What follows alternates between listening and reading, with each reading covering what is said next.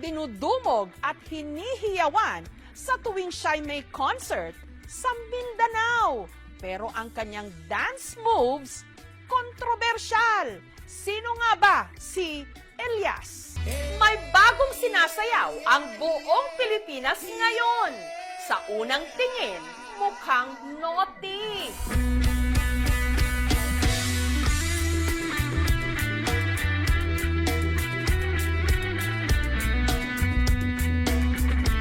Kaya ang iba nagtaas agad ng kilay.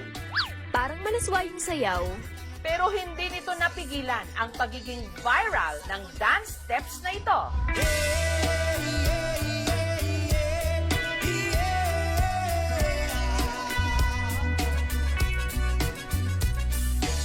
Ito ang signature dance moves ng pinagkakaguluhan ngayon sa mga gigs sa Mindanao. Mag-ingay at say uhahay kay Elias. Si Elias, content creator at band vocalist ng bandang Kalumad.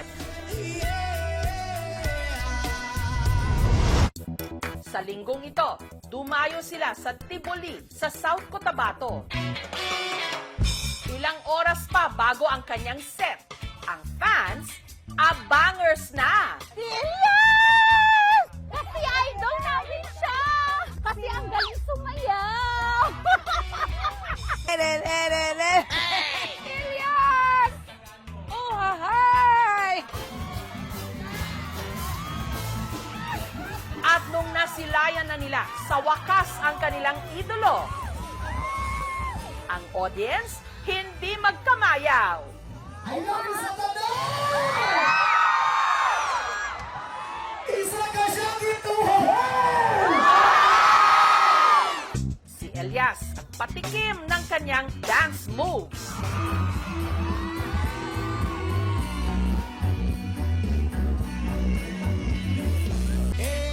Elias, paano nga ba ang iyong step by step para sumakses? Childhood dream daw talaga ni Elias na mag-perform.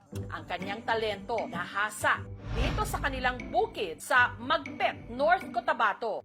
At ang kanyang naging mentor, ang kanyang tatay Elias Sr. Bonding daw kasi talaga nilang mag-ama ang kumanta habang nagtatapping o nangungulekta ng dagta ng rubber tree. Pag magtatrabaho kami, kumakanta siya palagi. Alisto ka! Magsakay ako ng kalabaw, magpakain ng damo, tapos dinadala ko yung lyrics, ginapractice ko araw-araw hanggang sa kabisado na, kumbaga, April Boys at saka AJs kasi mataas pa yung boses ko. Ngayon, hindi na, masarap na lang. Ay! At sa mga nagsasabing mahalay ang pinauso niyang dance steps, ayon sa kanya, inspired daw ito ng kanilang hanap buhay. Kapag nagkakat ka kasi ng rubber is pag ganon. Ito ang puno, tapos hawakan mo yung puno, tapos kailangan mo ganito ang knife, hanggang ganyan, hanggang ibaba. Kaya ginawa ko, kumbaga ganyan, tapos ay! Ganon. Siguro nasa kanila na lang kung ano yung iisipin nila. O din niyang punuan sa guma mga dol. Bata pa lang, nagtatapping na raw si Elias. Araw-araw kami masama sa nagkakat ng rubber, 3 AM. Tapos mag-aral ako, paminsan-minsan nga. Kapag mag-school ako, mabaho pa yung kamay ko sa rubber. Pero kapag naibenta mo na, humot na yung kwarta. Dagta ng rubber tree ang kanilang hanap buhay. Sa pagtatapping, kumikita ang mag-ama ng 7,000 pesos kada ani. Kayo na makatabang sa mga, kuha na mo pamugas, sa gastos na mo sa among panimalay, maura gid among ginasaligan. Grade 2 lang daw si Elias nung ang kanyang nanay Ninita na masukang domestic helper sa Bahrain. Bilang isang ina, sobrang hirap talaga kasi siyempre na malayo ako sa kanila. At hindi maiwasan na iiyak ka na lang na mag-isa kasi hindi ko sila nakikita, hindi ko sila nasusubayan araw-araw kung anong ginagawa nila, pero masaya ako na ganyan na siya ngayon. namimiss ko siya. Gusto ko palaging makikita siya araw-araw. Kaya hindi ko mapigilan na maging emosyonal kapag magbanggit ako ng pangalan ng nanay ko.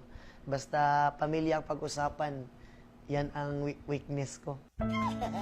Dahil nasa abroad ang kanyang ina at madalas naman nasa bukid ang kanyang ama, ang kasakasama raw ni Elias noon, ang kanyang Lola Miriam at Lolo Marciano.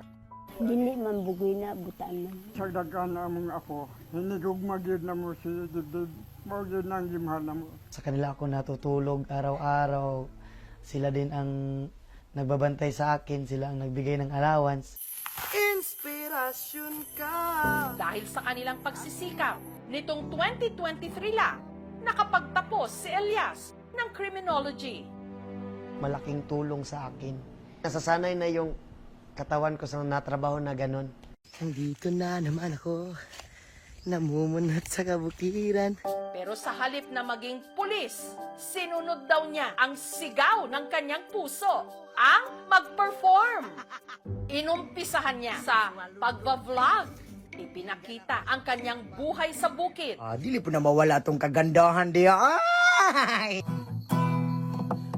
Hanggang nagpasample ng kanyang boses at dance moves. And the rest is history, ika nga.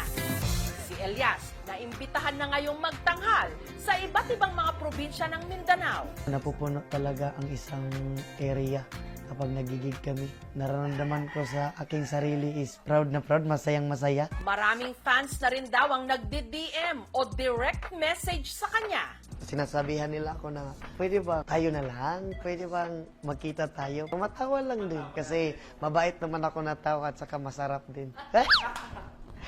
Sa mga humuhopya o umaasa kay Elias, awat na! Tapos na ang laban! Meron nang nanalo at nagpatibok ng kanyang puso. Si Abigail na aminadong selosa. May fans kasi dati, humalik talaga dito. Kasi very territorial ako eh. Yung akin. Tapos ngayon, na-realize ko na since nag-expand na yung circle niya, yung mga tao na nakakasalamuhan niya, kailangan ko talagang mag-adjust. Maliban daw sa charm ni Elias, na-fall din daw si Abigail sa puso nito. Makita mo talaga na maganda yung kanyang heart.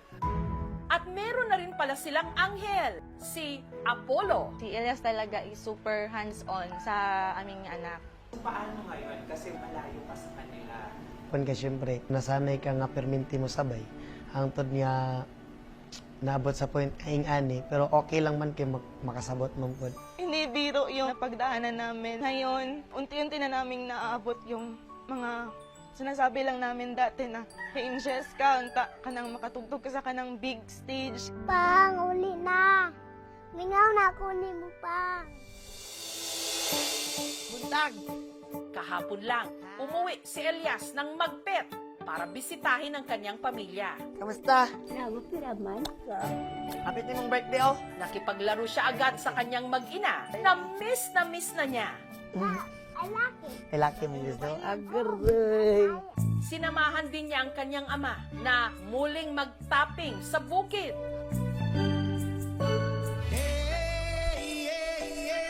Na sinabayan pa niya ng pagsayaw.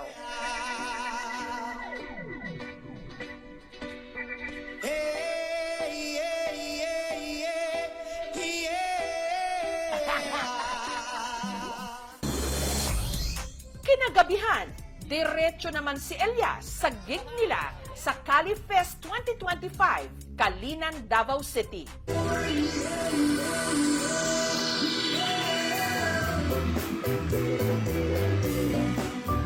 Ang hindi alam ni Elias, may sorpresa mula sa kanyang #1 fan, ang kanyang nanay Ninita, all the way from Bahrain.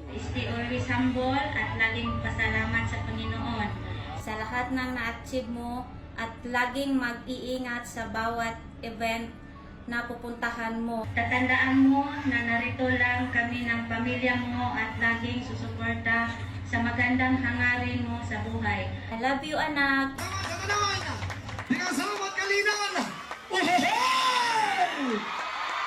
Sa ngayon, hindi ko pala kino-confirm ang sarili ko na sikat ako. Paminsan-minsan din, kinakausap ko rin ang sarili ko. Sikat na ba talaga ako? Kailangan ko pa siguro magsipag para maabot yung pangarap ko. Gusto ko kasing whole world. Uy!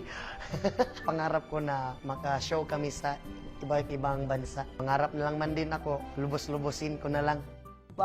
Lipad, saan ang gusto mo? Patuloy ka lang sa mga pangarap mo. Tama yan, Elias. Pag nangarap ka, taasan mo na at ipakita sa buong mundo ang talento ng Tubong Mindanao.